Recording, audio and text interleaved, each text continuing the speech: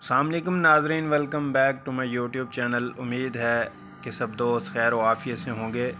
आज हम बात करेंगे टैबलेट स्टेमिटेल 5 mg किस लिए इस्तेमाल की जाती है, क्या सफ़र के दौरान सेफ़ है या नहीं, क्या सफ़र के दौरान उल्टी की सूरत में हम इसको इस्तेमाल कर सकते हैं या नहीं कर सकते, और उसके अलावा चक्करों के लिए मुफीद है या नहीं। तो आज की इस वीडियो में हम मुकम्मल डिटेल के साथ बात करेंगे। जिन दोस्तों ने मेरे YouTube चैनल को सब्सक्राइब नहीं किया हुआ वो मेरे YouTube चैनल को सब्सक्राइब कर दें और बेल आइकन को प्रेस कीजिएगा ताकि आपको मेरी वीडियो बर वक्त मिलती रहे। तो नाज़रीन, चलते हैं अब हम अपने टॉपिक की तरफ।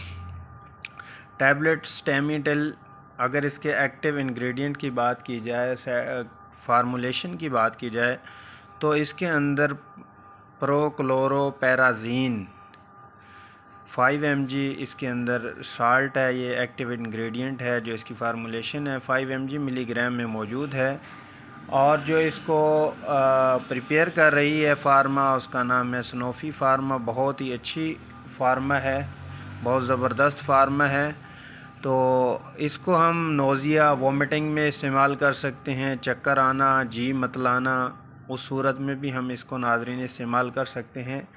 और सफ़र के दौरान अगर आपने सफ़र करना है, सफ़र के दौरान आपको चक्कर आते हैं, तो उस सूरत में आप इसको इस्तेमाल कर सकते हैं। वोमिटिंग के लिए भी आप इसको इस्तेमाल कर सकते हैं। अगर सफ़र के दौरान आपको वोमिटिंग होती है तो उस सूरत में भी गाड़ी में बैठने से पहले 15 से 20 मिनट पहले आप इसका इस्तेमाल करवाएं, तो इंशाल्लाह आपको वोमिटिंग और जो चक्कर वगैरह आते हैं वो नहीं आएंगे।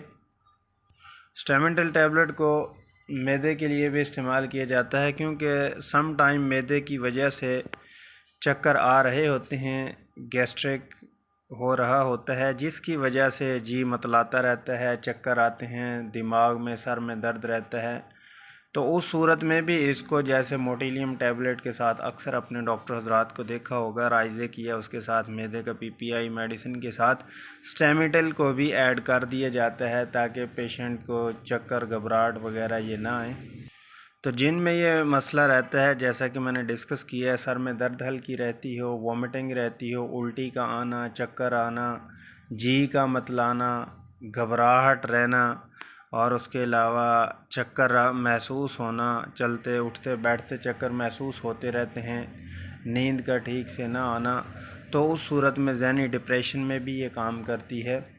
और उसके अलावा जिन में भी ये मसाइल हों तो वो इजीली इस्तेमाल कर सकते हैं। नाज़रीन, अगर हम इसकी डोजेज की बात करें तो इसकी टैबलेट की जो डोजेज है 15+ एज में जो है, हम इसको सुबह दोपहर शाम इसको यूज़ करवाते हैं। वैसे सुबह शाम की भी डोज़ होती है। तो फ़िज़िकल जो वेरिएशन होती है पेशेंट के ऊपर डिपेंड करता है कि उसकी तबीयत कितनी ख़राब है।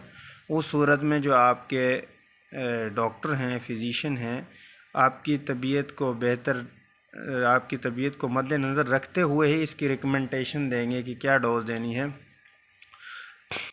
तो नाज़रीन, अगर हम बात करें इसके साइड इफ़ेक्ट क्या हो सकते हैं, गुनूदगी आ सकती है, जैसे नींद का आना, सुस्ती रहना, और उसके अलावा हल्की सर दर्द हो सकती है, और उसके अलावा पेशाब में रुकावट हो सकती है, और उसके अलावा हार्ट बीट फास्ट हो सकती है।